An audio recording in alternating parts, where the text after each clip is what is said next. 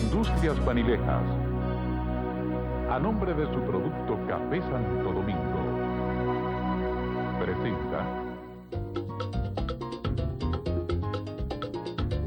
El cafecito del día, el cafecito del día. Bien, amigos, tenemos el placer de recibir en nuestro espacio estelar de hoy, compartir el cafecito con Roberto Rodríguez Marchena, que es, déjame ver si está correcto el nombre del cargo. Okay. Ministro, No, ministro nada. no, director General de prensa, No, de información y publicidad. No, tampoco. ¿Cómo es la cosa? Director general de comunicación. Ah, de comunicación. Sí, así es. Antes decían, como yo lo dije. Sí, porque eran varias instituciones. Una era la Dirección de Prensa, Publicidad y Propaganda del Gobierno y el Centro de Información Gubernamental. Eso es y fueron comunicación, punto. Entonces, Claro, es mejor director hablar de de comunicación. Así está bien. es. Y portavoz Bueno, de la presidencia. Y buenos días a ustedes, Y ¿verdad? Buenos días, Amelia, buenos Gucci, días. claro. Lo que pasa es que Bienvenido. como hay una conversación previa, no se le olvida. Sí, mañana, pasado mañana, el gobierno cumple 3 años. Así es. Vamos a picharte una bola suavecita primero y después sacamos repertorio de curvas y rectas, ¿verdad? Perfecto. Yo soy un buen bateador. No te preocupes. En tu opinión, los principales logros del gobierno.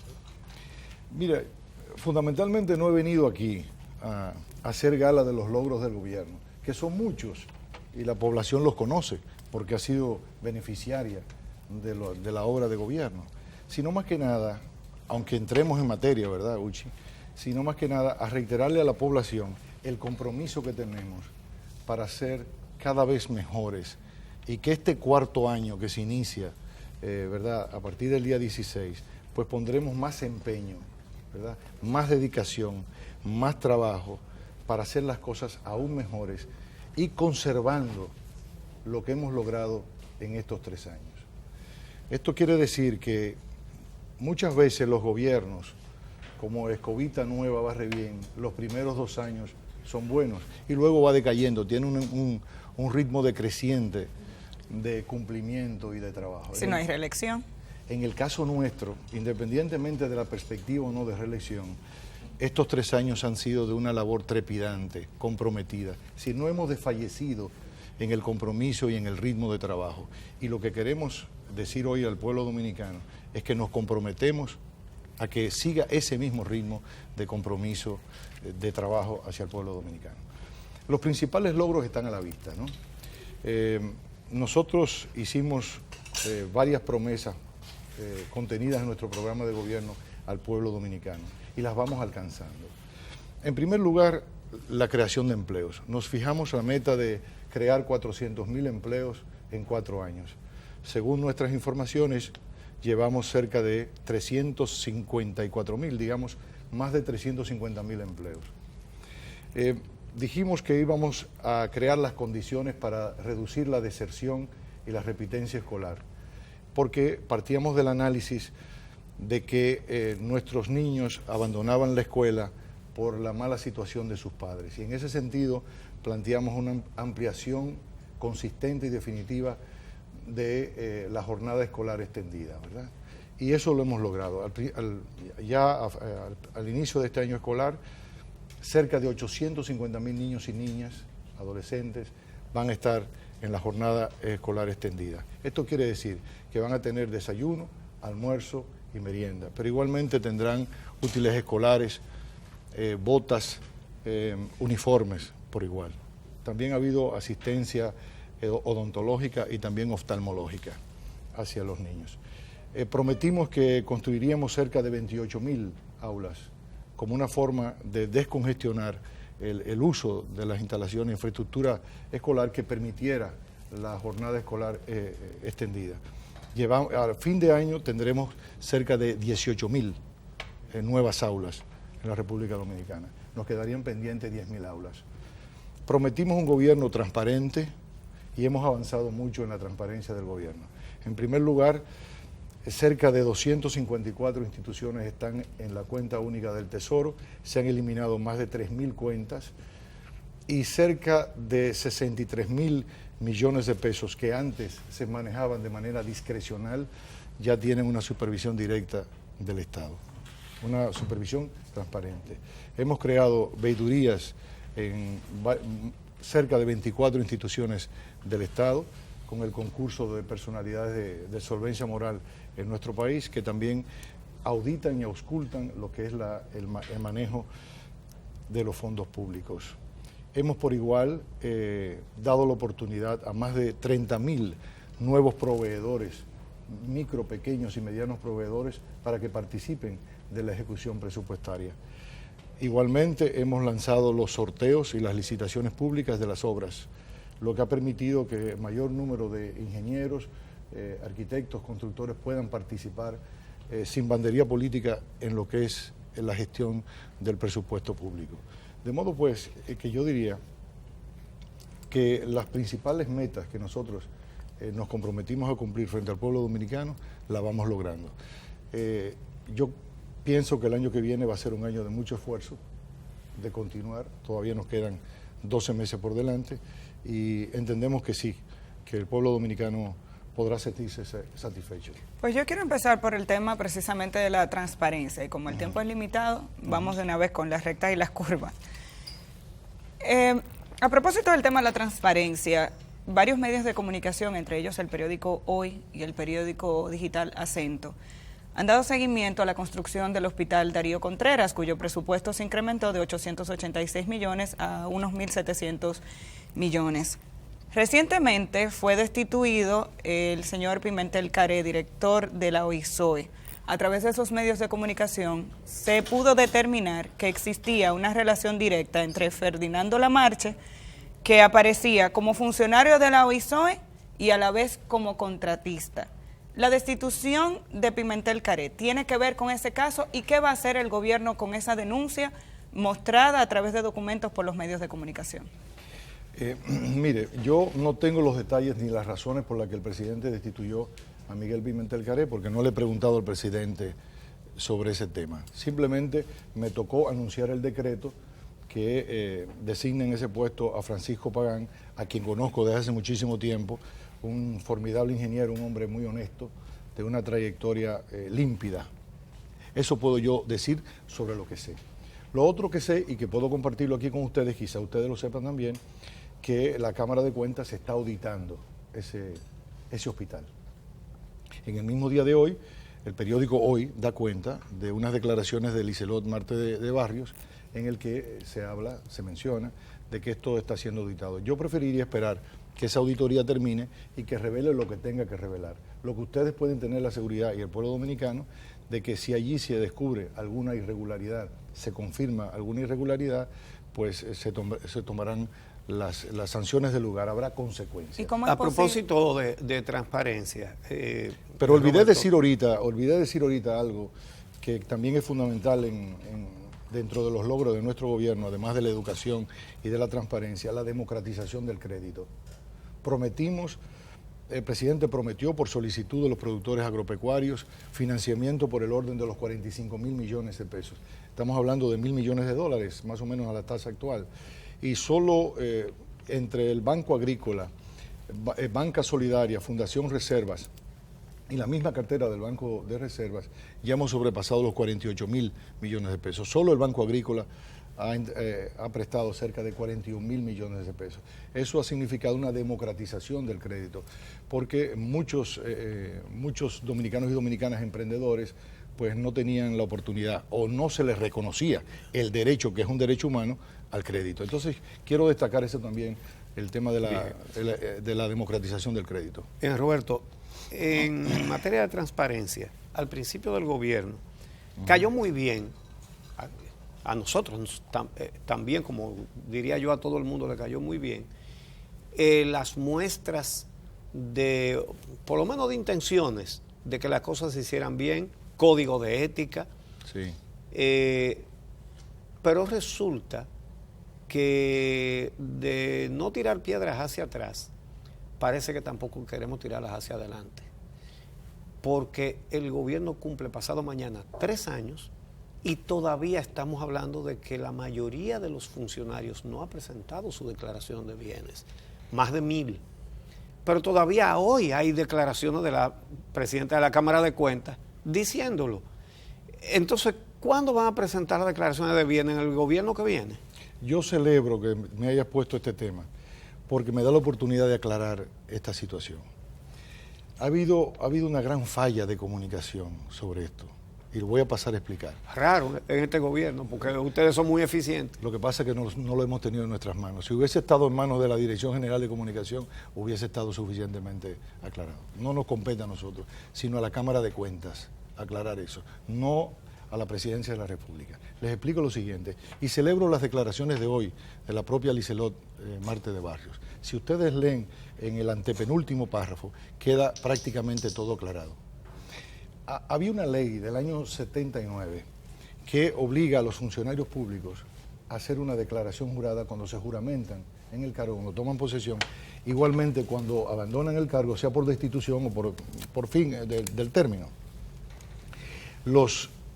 Pero, sin embargo, en el año 2014, luego en agosto, creo que la ley 300 y tanto, no recuerdo, establece un nuevo régimen sobre esa materia.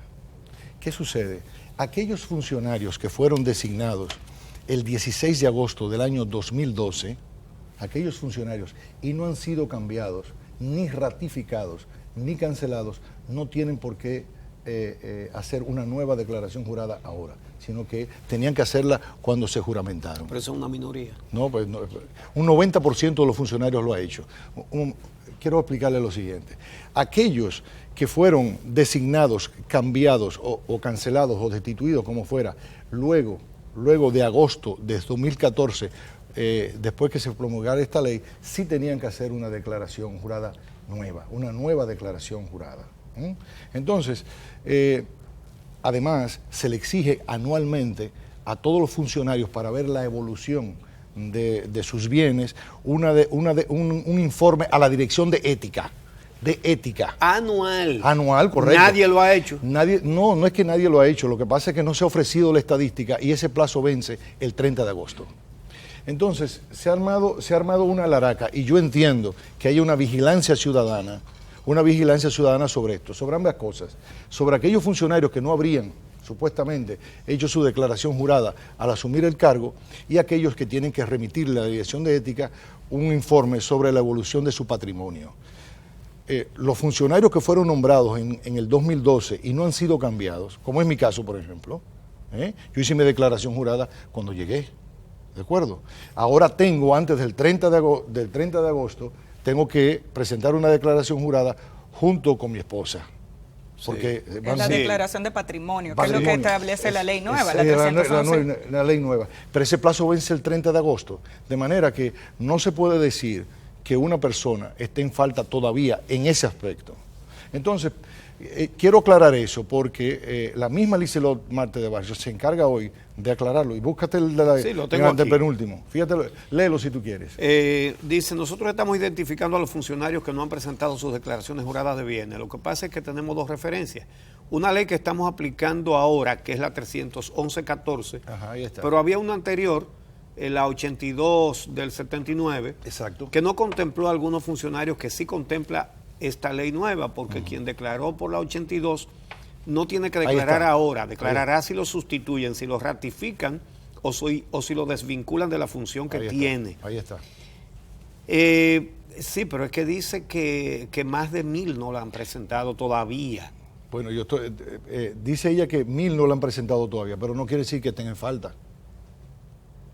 O sea, habría que ver cómo se desglosa esa estadística. Yo le pido a ustedes, yo sé que ustedes son muy acuciosos, y eso la sociedad se los agradece a ustedes, de que son acuciosos en este tema, que el 31 de agosto, o el 1 de septiembre, o el 2, pues verifiquemos esta Pero fíjate esta afirmación de la presidenta de la Cámara de Cuentas. Dice ella, los nombres de los funcionarios que no han hecho sus declaraciones juradas han sido colgados en la página de la Cámara de Cuentas, pero es una atribución de la ley, porque es una atribución de la ley, pero que aún así más de 1000 servidores públicos no han cumplido con la misma. Más de 1000 no han cumplido con la ley, dice ella. No han cumplido con la ley no quiere decir que están violando la ley. Hay que esperar que termine. Que termine este plazo. Pero este gobierno porque no se ha caracterizado por ser un gobierno que anda nombrando funcionarios de manera yo lo que frecuente. sí les puedo asegurar, de acuerdo a declaraciones del Contralor General de la República, que el 90% de los funcionarios, según él, el 90% de los funcionarios han cumplido estrictamente con la ley. Si eso es así, entonces hay un 10 que no ha cumplido. Vamos a tomar esa palabra. Una vez violan la ley porque están violando la ley. Lo que dice la ley es que deben ser destituidos. Entonces ya la responsabilidad no es de ellos, sino del que los tiene que destituir. Cierto. ¿O no es así? Es así. Ahora, yo pido que me señale cuál funcionario de este gobierno está violando la ley en esa materia. Uno, que me lo muestre. Bueno, pero tú mismo acabas de decir que el Contralor dice Estoy hablando que el de 90% cumplió, lo que quiere decir que el 10% está violando Sí, la ley. pero se está afirmando de que el gobierno no cumple. Yo estoy hablando de las cifras del Contralor. Y he pedido públicamente que me señalen uno que esté en falta ahora mismo. Y no han podido señalar uno. Porque se armó una laraca y se cometió, yo diría, la falla comunicacional de publicar una serie de nombres de personas que incluso están nombradas desde el gobierno de Leonel Fernández y no han sido cambiados. Tú sabes que... Y entonces, un momentito, usted no puede jugar con el honor de la gente tampoco.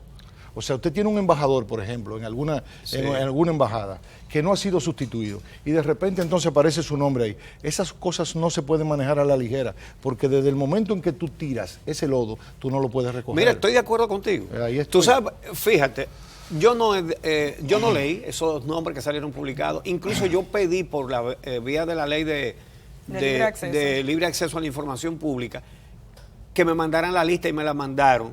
Y no la leí porque es evidente que no están todos. Entonces digo, no me voy a prestar a esto de mencionar a los que están aquí y los que no están. Que hay muchos importantes que no están en la lista que se divulgó. Una vez entró la ley 311-14 que ordena incluso que sea anual esa declaración jurada de patrimonio. Sí. ¿No se supone que, independientemente de que hayan sido nombrados en la pasada administración, todos los funcionarios públicos deben cumplir con lo que establece esa ley? El plazo vence el 30 de agosto. O sea que no estarían en falta en ese caso. Todavía no están en falta. Bueno, el 31 o el 1 de septiembre. Estamos a 14, quedan pocos días. Por supuesto. Yo estoy en ese proceso, por ejemplo. Ustedes no pueden decir a mí que estoy en falta. Yo hice mi declaración jurada y estoy preparando. Yo quiero que usted vea la complejidad de ese formulario. Como debe ser. No, pero está muy bien, ¿no? Yo estoy totalmente de acuerdo. Lo que quiero decir es que se está en ese proceso. Funcionarios que han sido cambiados de puestos, recién designados después de la aprobación en agosto del año pasado, yo tengo constancia de algunos con los que he conversado que han hecho su declaración jurada.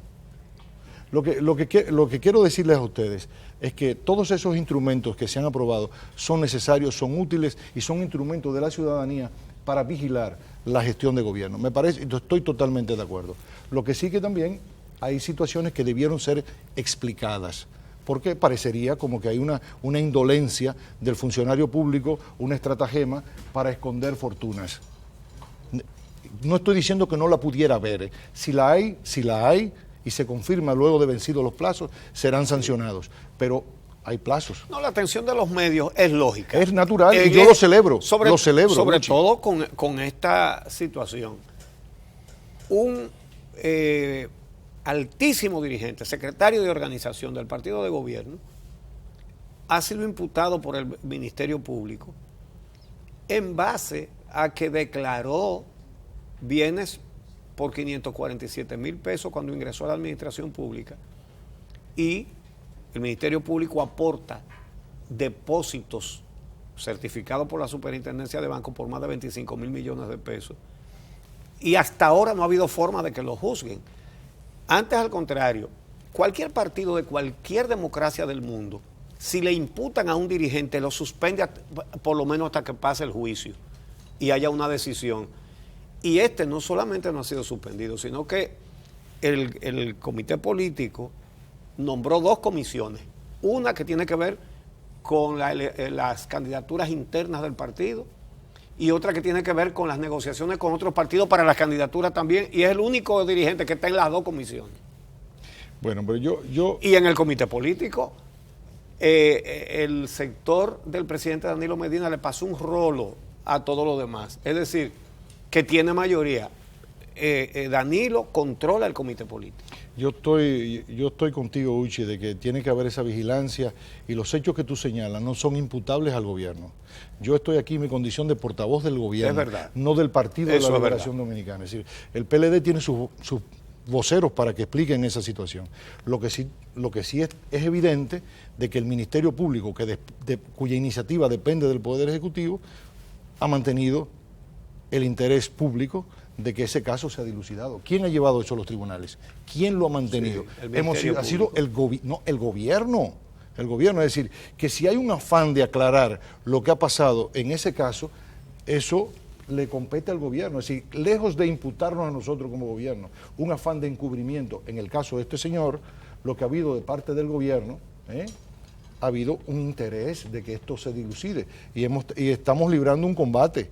Estamos librando un combate en ese sentido. Y la ciudadanía ha sido testigo de eso. Pero sí yo debo decir, y no quiero hacerlo con jactancia, ningún gobierno anterior había dispuesto medidas a favor de la transparencia como lo ha hecho este gobierno. El solo hecho que yo les mencionaba de la democratización del crédito, de la creación de la cuenta única del Tesoro, de las licitaciones, de los sorteos, nunca antes un gobierno había transparentado. Naturalmente, existe una cultura de la opacidad.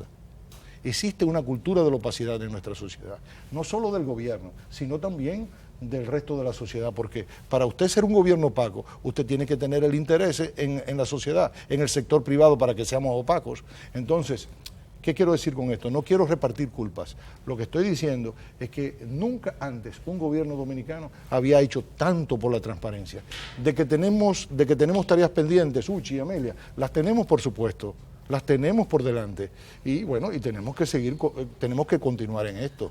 Y que en el camino vamos a cometer errores, ciertamente vamos a cometer errores. Lo que ustedes pueden tener la seguridad de que esos errores no los vamos a cometer por mala fe o por traición al pueblo dominicano. De este gobierno no va a ser. A propósito de la democratización del crédito, yo creo que para nadie es un secreto que la política de las llamadas visitas sorpresas del presidente Danilo Medina le ha traído como consecuencia un acercamiento directo con la población. Ahora, me llama la atención cómo opera el FEDA. ¿Por qué cada domingo quien aparece dando un préstamo es el presidente de la República? No es el presidente quien da un préstamo. La gente lo entiende así porque es la figura principal del gobierno. ¿Y en base a qué criterio se decide? Le voy a explicar ahora, y es algo sumamente interesante. El presidente ha entendido de que él, con su poder, puede hacer mucho. Y él ha tomado su poder para destrabar situaciones. Mucha gente no puede ir y entrar en contacto con el presidente. No es verdad. Es difícil ver a un presidente de la República.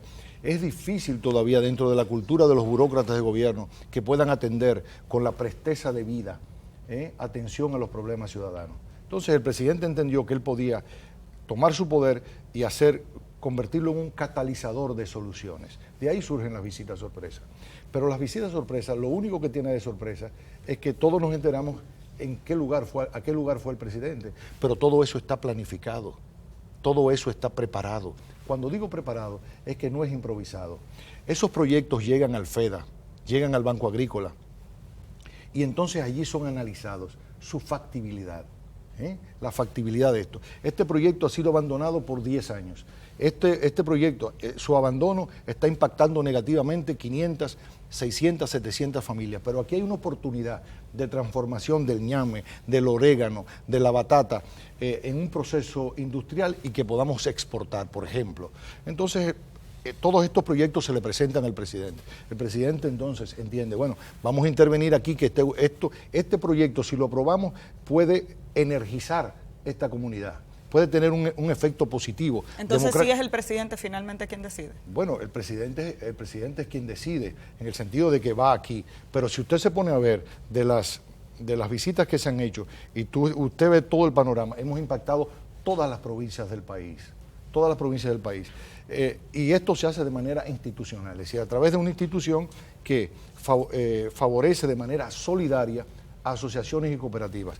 Los créditos que ofrece el FEDA son créditos a asociaciones y cooperativas, no individuales. Muchas veces el presidente lo ha dicho, no he venido aquí a hacer millonario a nadie en particular, porque nuestro gobierno no está interesado en hacer a nadie en particular millonario. Ahora, si ustedes se asocian, si ustedes se reúnen, nosotros le vamos a prestar a ustedes como asociación, como cooperativa. Estamos promoviendo al mismo tiempo la asociatividad.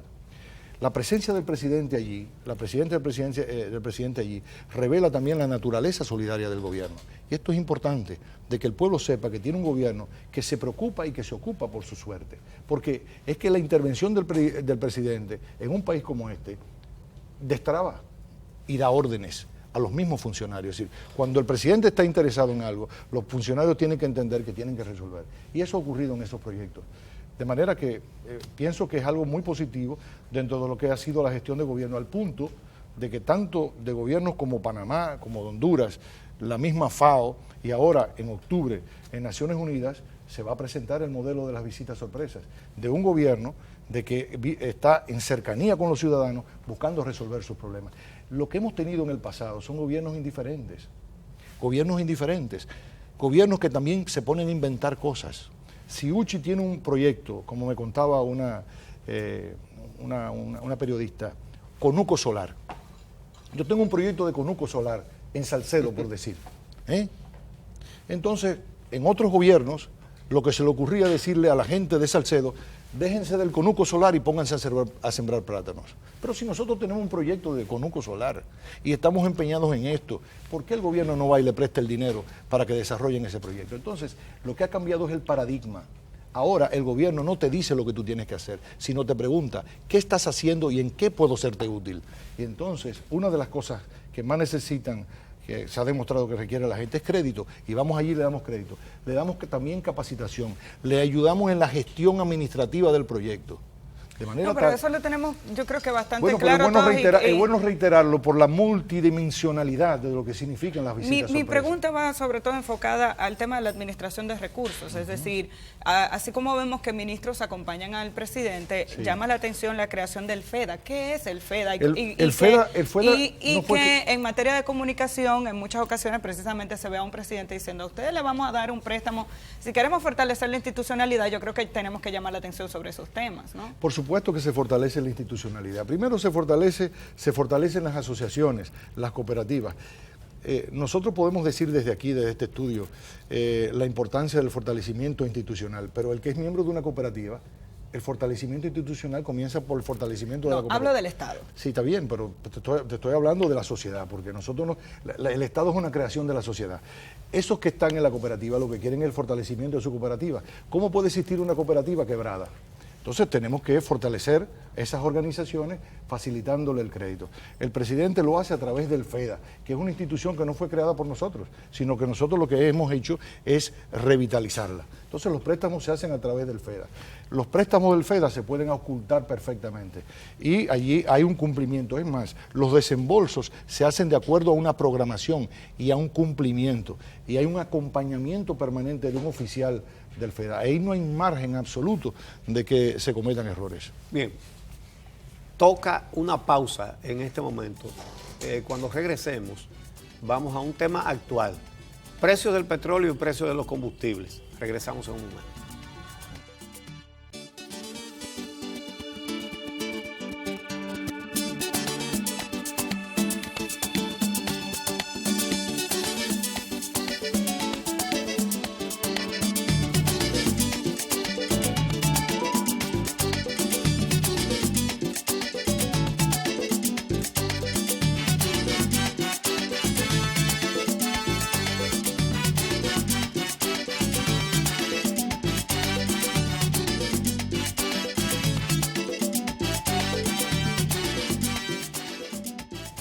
Bueno, continuamos esta conversación con el director de comunicación del gobierno, Roberto Rodríguez Marchena. Te dejé en el aire la pregunta. Precio del petróleo, precio de los combustibles. Los precios del petróleo bajando a niveles inesperados y los precios de los combustibles no van al mismo ritmo y sobre todo sabiéndose la cantidad de impuestos internos que tiene el combustible aquí, Lo que queremos saber es cuándo es que el gobierno va a hacer la traducción del petróleo a los combustibles. Se han mantenido en cierto modo estables, en algún momento han bajado. Recuerdo que hubo hasta 5 semanas consecutivas bajando el precio de los combustibles. Ahora, todo este argumental, yo preferiría que viniera José del Castillo a explicárselo aquí a ustedes, para que le explique con detalle ese reclamo técnico que ustedes tienen, por qué en esta fórmula no están bajando los precios. Lo que yo he visto es una estabilidad. He visto que en algunos momentos ha bajado de precio. Siempre hay una inconformidad, y sobre todo de la clase media, que es la que compra su combustible, que tiene su carrito utilitario para llevar a sus hijos a la escuela o ir al trabajo. Ciertamente yo comprendo esa insatisfacción, pero lo ideal sería que ustedes trajeran aquí a José del Castillo para que con la fórmula en la mano les explicara qué es lo que está pasando. Esa es la fórmula más difícil de entender. ¿Cuál? ¿La de traer a José del Castillo? No, la de los combustibles. No hay manera que a los ciudadanos le dé igual que al gobierno. Lo hemos intentado en muchas ocasiones. Sí, no da. Ahora, a mí también me resulta muy duro tener que pagar muchos impuestos. Eso tampoco lo entendemos. Pero es así.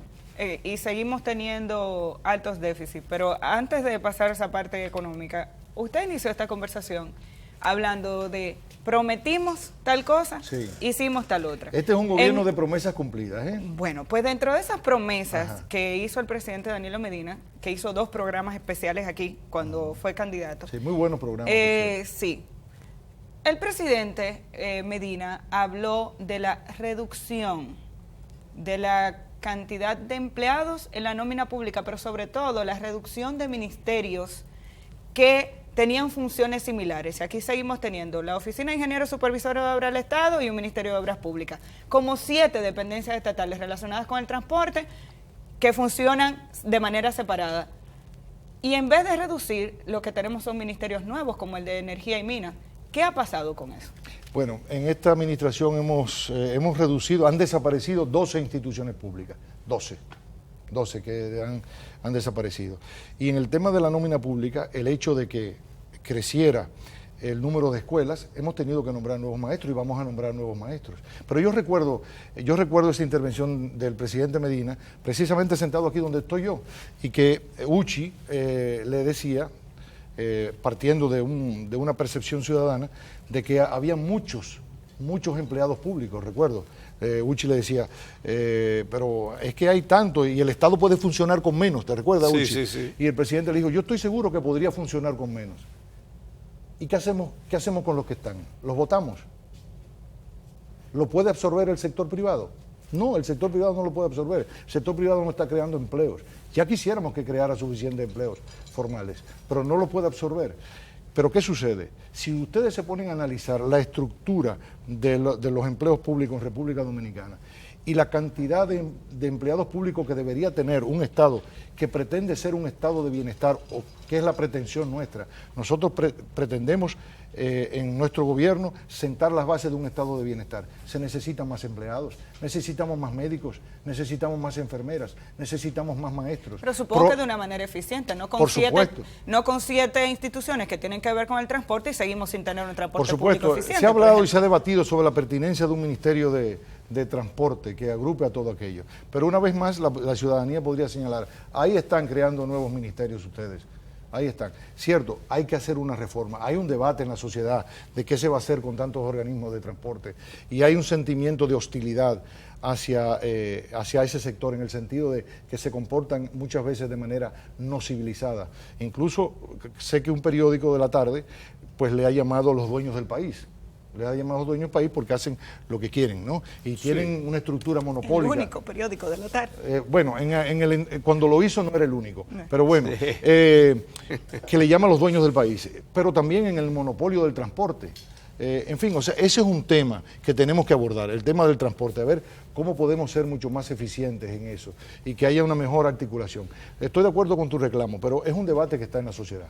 Yo sí les digo, hay que hacer una reforma de la estructura de los empleados públicos en el gobierno. ¿Por qué? Porque quizás tenemos mucho empleado poco calificado. Hemos encontrado hasta analfabetos en el gobierno, analfabetos en la estructura del gobierno. Pero eso es un proceso que toma tiempo. Es un proceso que toma tiempo. Yo lo que sí creo que no debemos alarmarnos por la cantidad de empleados que hay en el Estado, siempre y cuando cumplan con una función de servicio a la ciudadanía. Es decir, si tenemos más médicos, más maestros, más enfermeras, pues eso está bien, eso está muy bien. Roberto. Y hay que reclutar más, ¿eh? O sea, el déficit de enfermeras en relación a los médicos es una cosa terrible, lo que tenemos en el gobierno. Roberto, la mitad del Producto Interno Bruto es para pagar deuda. El 45% de los impuestos que recauda el Estado son para pagar deuda.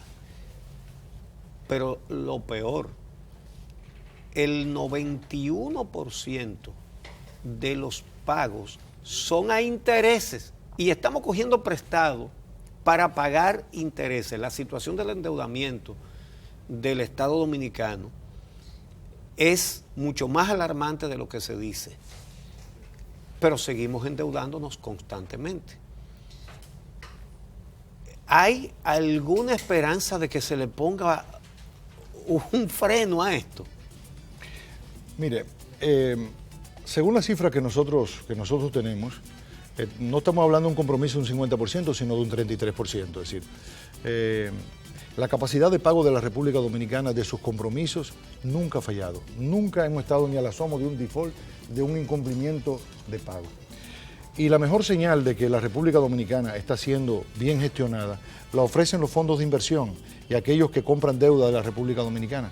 Ellos, mejores que nosotros tres, saben si un país está bien manejado de acuerdo a sus intereses, que muchos atribuyen especulativos y le llaman especulativos, ¿no? Porque tiene que ver con el sector financiero. No estoy seguro que el apelativo sea correcto.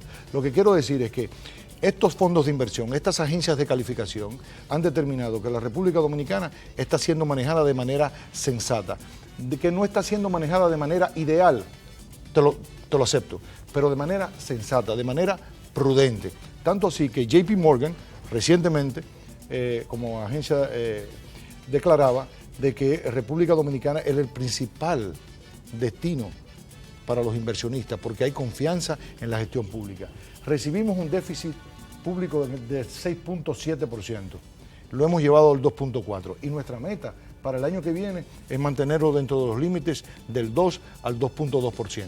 Eso es una señal que estamos dando a los inversionistas, a todos aquellos que tienen deuda de la República Dominicana, de que aquí se está manejando dentro de los parámetros. Aquí en la República Dominicana ni en el gobierno se ha soltado el loco. ¿Qué quiero decir? Que aún, óiganme, aún cuando se supo de la casi segura reelección del presidente de la República, inmediatamente la República Dominicana aumentó su valor. ¿Por qué? Porque se sabe que... ¿Reelección o repostulación? ¿Perdón? ¿Reelección o repostulación? Llámalo como tú quieras, de que vamos a seguir con estas políticas públicas. No, lo que quiero terminar, simplemente para decir lo siguiente, es que la comunidad internacional, aquellos que tienen deuda dominicana, saben que aun cuando vamos a entrar en un proceso electoral, este gobierno va a mantener la disciplina del gasto público. Se nos acabó el programa, pero tú trajiste un video de 15 segundos, me De 15 dijiste. segundos una promo, que si ustedes tienen la Vamos generosidad a de verlo. regalárnoslo, es una promo sobre una aplicación móvil para móviles y tabletas, que destaca el valor de nuestras fotografías. Vamos a verlo. Gracias.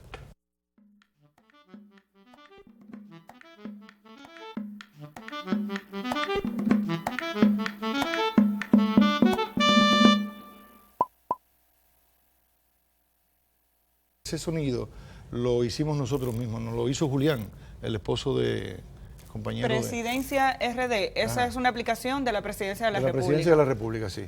Bueno, y la función sería darle seguimiento a todas las acciones No, de la... ahí, aquel que descargue esta aplicación tiene al instante todo lo que ocurre con las políticas públicas, con todo lo que tiene que ver con el gobierno. Muchísimas Aquí reciben gracias. ustedes noticias, videos, fotos, todo.